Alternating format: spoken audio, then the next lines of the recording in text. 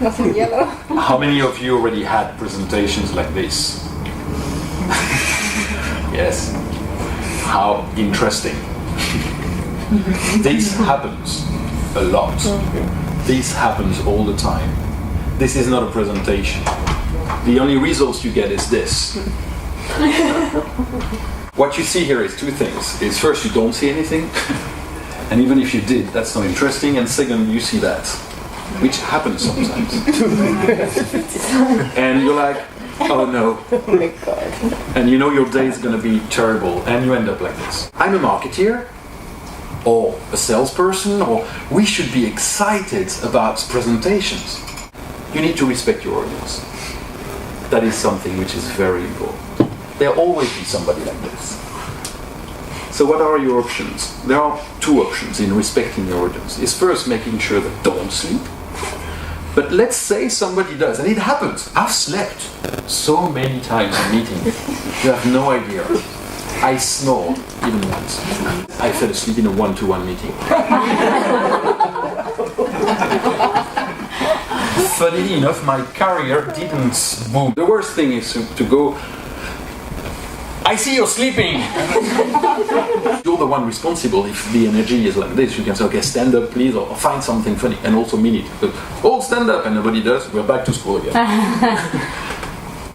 Your little voice is always right. When you climb on stage, what do you tell yourself most of the time? Don't fall. Don't fall. Listen to it up front while preparing. Think about, is my presentation interesting? Short enough? Long enough? Nice enough? Interesting enough? Never ever wear a blue shirt while presenting. I was transparent. Everybody could see my nipples. And I was like, you know, my mouth started to dry and I was speaking like this. And then, yes, you get nervous. If you're making a presentation, somehow you're a storyteller. You're telling a story. People do not buy a car in that context. They buy a Tesla. Do you know Romeo and Juliet? Yeah. Okay. So Romeo is telling Juliet that your eyes are like a sun in my morning. But actually what Romeo has in mind is reproduction. Love, physiologically talking, is about reproduction. It's a bit of shortcut to Shakespeare. Yes! In the end, love is about reproduction. But if Romeo comes in on the balcony and says, I want to reproduce, the story will be a lot shorter. And he's gonna get a bucket of water on his head. This is why we need a story around. Because we love stories. Stories help us digesting a lot of things. You know, you can be the Romeo of finance. Yes. Kim must be the Romeo. Your results are like the sunshine in my... Yeah, but you can make something like that. Is the meaning, is the content interesting? What do I want my presentation to deliver for you as a message? That's the question I need to ask myself. You need to work on the content of your presentation, because the content is key. You have to be yourself.